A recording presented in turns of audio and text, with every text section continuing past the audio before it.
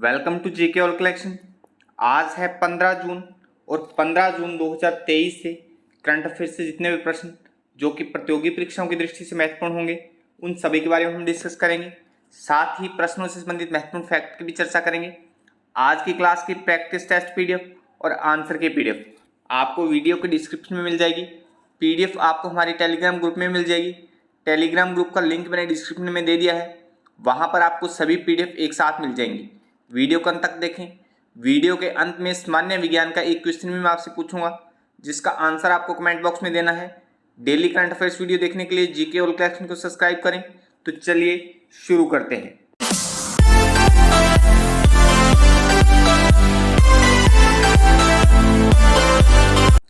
हाल ही में भारत और किस देश ने अपने गैर तेल द्विपक्षीय व्यापार को वर्ष 2030 तक 100 अरब डॉलर पर पहुंचाने का लक्ष्य रखा है? तो अभी भारत और संयुक्त अरब अमीरात ने, भारत और यूएई ने अपने गैर तेल द्विपक्षीय व्यापार को वर्ष 2030 तक 100 डॉलर अरब पर पहुंचाने का लक्ष्य रखा है। सी ऑप्शन इसका सही हो जाएगा। चलिए इसके बारे में और जान लेते हैं। वाणिज्य एवं उद्योग मंत्री पीयूष गोयल ने 12 मई 2023 को भारत और संयुक्त अरब अमीरात में अपने गैर द्विपक्षीय व्यापार को वर्ष 2030 तक 100 अरब डॉलर पर ले जाने का इरादा जताया है। इस प्रश्न से इतनी जानकारी आप ध्यान में रखिए। अच्छा, इसमें हमने भारत और संयुक्त अरब अमीरात की बात की है, तो इन दोनों देशों के बारे में सामान्य सी जानकारी हम देखते हैं। भारत की स्थिति यहाँ पर एशिया महाद्वीप में आप देख पा रहे हैं और एशिया महाद्वीप में ही संयुक्त अरब अमीरात की यहाँ पर स्थिति आप देख पा रहे हैं। पहले भारत के बारे में देखिए तो भारत की राजधानी नई दिल्ली है, सबसे बड़ा शहर मुंबई है, राष्ट्रपति द्रौपदी मुर्मू है, उपराष्ट्रपति जगदीप धनखड़ है, प्रधानमंत्री नरेंद्र मोदी है, मुख्य न्यायाधीश धनंजय चंद्रचूड़ है, लोकसभा अध्यक्ष ओम बिरला है, विधानमंडल भारतीय संसद है। तो भारत के बारे में इतनी सी सामान्य जानकारी आप ध्यान में रखिए। भारत के बारे में जब भी बात आती है तो हम इतनी सी सामान्य जानकारी मानचित्र के साथ जरूर पढ़ते हैं, तो आप इस पर थोड़ा अच्छे से फोकस किया करिए। अब संयुक्त अरब अमीरात के बारे में देखिए। यूएई की राजधानी अबू धाबी है, सबसे बड़ा नगर दुबई है, राष्ट्रपति खलीफा बिन जायद अल नाहयान है, प्रधानमंत्री मोहम्मद बिन राशिद अल मखतूम है, मुद्रा यूएई दिरहम। तो संयुक्त अरब अमीरात से इतनी जानकारी आप ध्यान में रखिए। नेक्स्ट है, हाल ही में आरएसएल क्रिस्टोफर ब्लैंड पुरस्कार 2023 किसने जीता है? तो अभी पैटरसन जोसेफ ने आरएसएल क्रिस्टोफर ब्लैंड पुरस्कार 2023 जीता है। ए ऑप्शन इसका सही हो जाएगा। चलिए इसके बारे में और जान लेते हैं। अभिनेता और लेखक पैटरसन जोसेफ ने अपने पहले उपन्यास the secret diaries of Charles Ignatius Sancho के लिए आरएसएल क्रिस्टोफर ब्लैंड पुरस्कार 2023 जीता है। यह इस पुरस्कार का 5वां वर्ष है। आरएसएल क्रिस्टोफर ब्लैंड पुरस्कार एक वार्षिक पुरस्कार है जो 50 वर्ष या उससे अधिक की आयु में प्रकाशित फिक्शन या नॉन फिक्शन के अपने काम के लिए एक डेब्यू लेखक को सम्मानित करता है। इस प्रश्न से और इस पुरस्कार से इतनी जानकारी आप ध्यान में रखिए। नेक्स्ट है, हाल ही में प्रिंटर कंपनी एप्सन इंडिया ने किस अभिनेत्री को अपना ब्रांड एम्बेसडर बनाया है? तो अभी एप्सन ने रश्मिका मंदाना को अपना ब्रांड एम्बेसडर नियुक्त किया है। सी ऑप्शन इसका सही हो जाएगा। चलिए इसके बारे में और जान लेते हैं। प्रिंटर कंपनी एप्सन इंडिया ने अभिनेत्री रश्मिका मंदाना को अपना ब्रांड एम्बेसडर बनाया है। अभिनेत्री इस महीने इकोटेक प्रिंटर के लिए एक मल्टीमीडिया अभियान में अपने उत्पादों के लिए कंपनी के साथ सहयोग करेंगी। तो इस प्रश्न से इतनी जानकारी आप ध्यान में रखिए। नेक्स्ट है, हाल ही में किस बैंक ने गैर बैंकिंग वित्तीय कंपनी का अपना लाइसेंस रिजर्व बैंक को लौटा दिया है? तो अभी इक्विटोस स्मॉल फाइनेंस बैंक ने अपने गैर बैंकिंग वित्तीय कंपनी का लाइसेंस रिजर्व बैंक को लौटा दिया है। बी ऑप्शन इसका सही हो जाएगा। चलिए इसके बारे में और जान लेते हैं। इक्विटी होल्डिंग ने हाल ही में गैर बैंकिंग वित्तीय कंपनी का अपना लाइसेंस आरबीआई को लौटा दिया है। इसके साथ ही एनबीएफसी के रूप में कंपनी का पंजीकरण रद्द हो गया है। इस प्रश्न से इतनी जानकारी आप ध्यान में रखिए। नेक्स्ट है, किस भारतीय भूवैज्ञानिक सर्वेक्षण प्रशिक्षण संस्थान को अति उत्तम संस्थान की मान्यता मिली है? तो अभी GSITI हैदराबाद को अति उत्तम संस्थान की मान्यता मिली है। सी ऑप्शन इसका सही हो जाएगा। चलिए इसके बारे में और जान लेते हैं।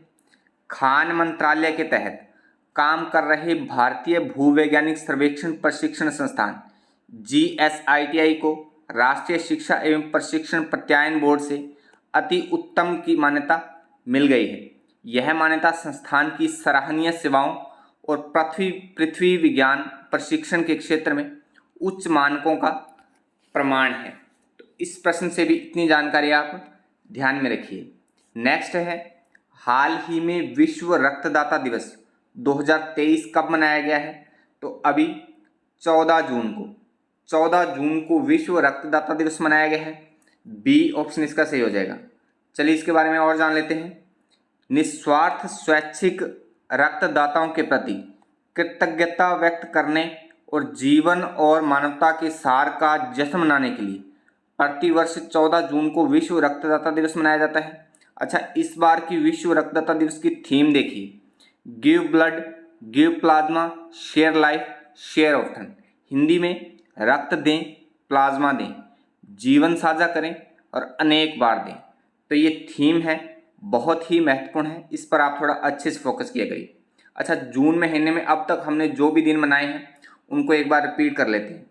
1 जून को अंतर्राष्ट्रीय दुग्ध दिवस मनाया गया। 1 जून को ही वैश्विक माता पिता दिवस मनाया गया। 2 जून को तेलंगाना दिवस मनाया गया। फिर 3 जून को विश्व साइकिल दिवस मनाया गया। 4 जून को आक्रामकता के शिकार बच्चों का अंतर्राष्ट्रीय दिवस मनाया गया। फिर 5 जून को विश्व पर्यावरण दिवस मनाया गया।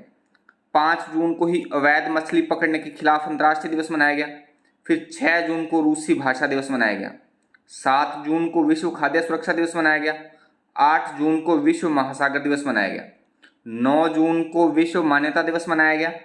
फिर 10 जून को विश्व नेत्रदान दिवस मनाया गया। 11 जून को national making life beautiful day मनाया गया। 12 जून को विश्व बाल श्रम निषेध दिवस मनाया गया। 13 जून को अंतर्राष्ट्रीय रंगहीनता जागरूकता दिवस मनाया गया। और आज हमने बात की है विश्व रक्तदाता दिवस 14 जून को मनाया गया। तो आज तक हमने जितने भी दिन पढ़े हैं उन सभी को हमने एक बार फिर से रिपीट कर लिया है। जैसे जैसे हम आगे पढ़ते चलेंगे वैसे वैसे पीछे के हम सभी दिनों को साथ ही रिपीट करते चलेंगे। नेक्स्ट है, हाल ही में भारतीय रिजर्व बैंक का नया उप कार्यालय कहाँ खोला गया है? तो अभी कोहिमा, नागालैंड की राजधानी कोहिमा में भारतीय रिजर्व बैंक का नया उप कार्यालय खोला गया है। बी ऑप्शन इसका सही हो जाएगा। चलिए इसके बारे में और जान लेते हैं। भारतीय रिजर्व बैंक RBI ने नागालैंड की राजधानी कोहिमा में एक उप कार्यालय खोलकर पूर्वोत्तर भारत में अपनी उपस्थिति को मजबूत करने की दिशा में एक महत्वपूर्ण कदम उठाया है। अच्छा, RBI की हमने बात की है तो RBI के बारे में देखिए। RBI की स्थापना 1 अप्रैल 1935 को हुई। मुख्यालय मुंबई महाराष्ट्र में। गवर्नर शक्तिकांत दास हैं। तो RBI से भी इतनी बातें आप ध्यान में रखिए। अच्छा, इसमें हमने नागालैंड की बात की है, कोहिमा की बात की है। तो कोहिमा नागालैंड की राजधानी है। तो नागालैंड के बारे में देखिए। भारत के मानचित्र में यहाँ पर पूर्वी छोर में नागालैंड की स्थिति है। तो नागालैंड की स्थापना 1 दिसंबर 1963 को हुई। राजधानी कोहिमा है। सबसे बड़ा शहर दीमापुर है। जिलों की संख्या 12 है। राज्यपाल जगदीश मुखी है। मुख्यमंत्री नेफ्यू रिपो है। विधानसभा सीटें 60 हैं। राज्यसभा में 1 सीट है और लोकसभा में भी 1 सीट है। नागालैंड को असम राज्य से काटकर बनाया गया था, अर्थात नागालैंड को असम राज्य से अलग करके बनाया गया था। तो नागालैंड के बारे में इतनी सामान्य सी जानकारी आप ध्यान में रखिए। नेक्स्ट है, दुनिया के सबसे कम फ्रेंडली शहरों में भारत का कौन सा शहर टॉप 10 में शामिल है? तो इसका सही आंसर है ऑप्शन सी, A व B दोनों, अर्थात मुंबई और दिल्ली दोनों हो जाएंगे। चलिए इनके बारे में और जान लेते हैं। कम्युनिटी स्पिरिट इंडेक्स द्वारा हालिया रैंकिंग में टोरंटो और सिडनी को दुनिया के शीर्ष मैत्रीपूर्ण शहरों का नाम दिया गया है, जबकि भारत की राजधानी नई दिल्ली दुनिया के सबसे अमित्र शहरों में से एक है। नई दिल्ली और इसके साथ मुंबई भी है। नई दिल्ली और मुंबई सबसे अमित्र शहरों में से एक है। इस रैंकिंग में विभिन्न देशों के 53 शहरों को इस आधार पर रैंक किया गया है कि उनके निवासी कितने दोस्ताना और अमित्र हैं। तो इस प्रश्न से भी इतनी जानकारी आप ध्यान में रखिए। हाल ही में इकबाल मसीह पुरस्कार 2023 किसने जीता है?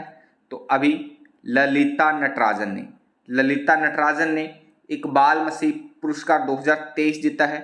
ए ऑप्शन इसका सही हो जाएगा। चलिए इसके बारे में और जान लेते हैं।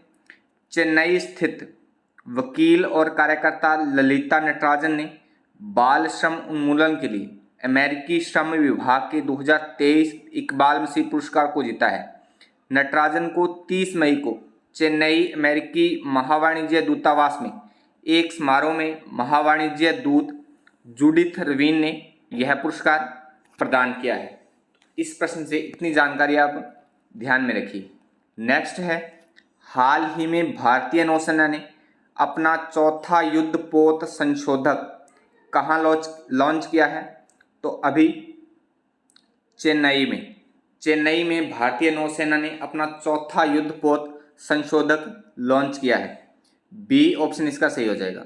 चलिए इसके बारे में और जान लेते हैं। भारतीय नौसेना के लिए L&T GRSE द्वारा निर्मित किए जा रहे सर्वे वैसलम परियोजना के 4 जहाज़ों में चौथे संशोधक को 13 जून 2023 को चेन्नई के कट्टुपल्ली में लॉन्च किया गया है।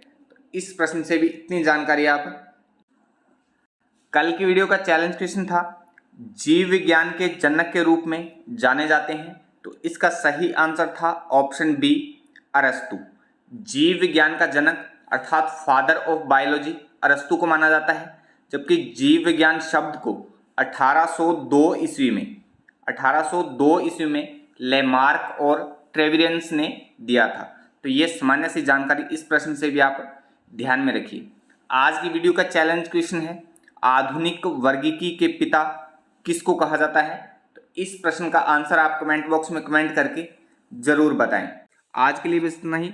वीडियो अच्छी लगी तो वीडियो को लाइक करें, दोस्तों में शेयर करें और कोई सुझाव या संशोधन के लिए कमेंट भी करें। डेली करंट अफेयर्स वीडियो देखने के लिए जीके ऑल कलेक्शन को सब्सक्राइब करें और बेल आइकन को प्रेस करके ऑल पर भी क्लिक कर दें, ताकि डेली अर्ली मॉर्निंग नोटिफिकेशन आपको मिलता रहे। कल मिलते हैं इसी समय एक नए नॉलेज नई अपडेट के साथ। तब तक के लिए जय हिंद, जय भारत।